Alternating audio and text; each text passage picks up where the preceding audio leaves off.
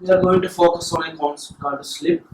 Here we are having a pulley belt system, a driver pulley and a driven pulley, which are having RPS, rotation per second, N1 and N2, and whose diameters are D1 and D2. And there is a belt and driver. This driver is being supplied a input power and which drives the belt, and belt then drives the driven pulley.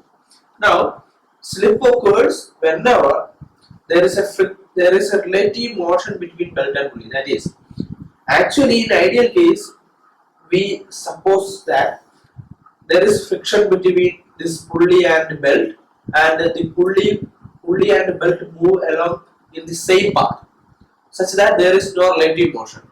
But sometimes the friction may be inadequate to make the belt move along with the pulley, such that there occurs a slip.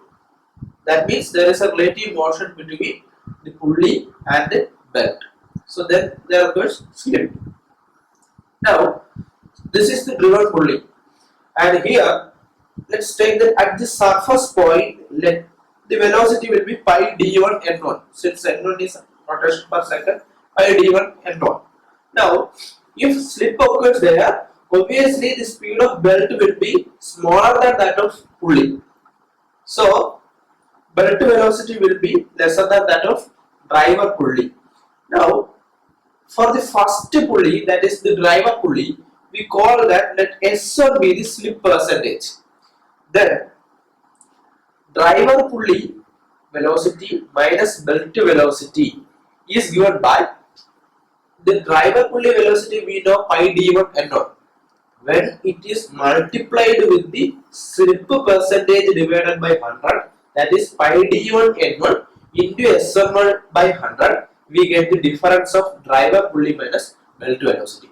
That is, this is the relative velocity between the pulley and belt. So if we are able to obtain the slip by which we can get the relative velocity of pulley and belt. Now, so this can be rearranged to get the belt velocity is equal to driver pulley minus this pi d1 n1 s1 by 100. So that driver pulley velocity, it is not driver pulley velocity, this is belt velocity. Belt velocity is equal to pi d1 n1 by pi d1 n1 s1 by 100. So I have taken this pi d1 n1 outside, so that the equation become pi d1 n1 into 1 minus s1 by 100. Here, this equation should be studied that way, because what it gives is, if we have pulley, or if we have pulley of RPS n1 and the slip between pulley and belt is s1, then the velocity of the belt will be pi d1 n1 into 1 minus s1 by 100. Now suppose if we have another system where the velocity is v, the velocity of any quantity, that it may be pulley or belt, the velocity is v and the slip is s, then the velocity of the another one, if pulley have velocity v, then the velocity of belt will be v into 1 minus s by 100. So similarly, by this we have obtained velocity of belt is pi d1 n1 1 by s1 by 100. So this belt have that velocity. So this belt means here anywhere the belt will be having same velocity. So here too the belt will have pi d1 n1 into 1 minus s1 by 100. So now we have the second pulley, driven pulley. There is a chance of slip occurring in between this driven pulley and belt.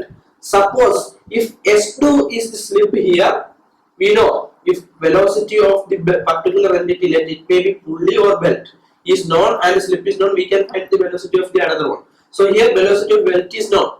So we have to multiply it with 1 by slip by 100 to get the velocity of driven pulley. So what you have done is, this is the belt velocity pi d1 n1 into 1 by s1 minus 100, that is multiplied with 1 minus s2 by 100 to get the velocity of driven pulley. That means if we have the RPS of the driver pulley and slips are provided, we are able to find the RPS of the driven pulley. So in short, we can say that slip means It is the relative motion between belt and pulley, and the slip occurs due to the inadequate availability of friction between the belt and pulley, and all it is obvious that it will change our power requirements etc. of the design.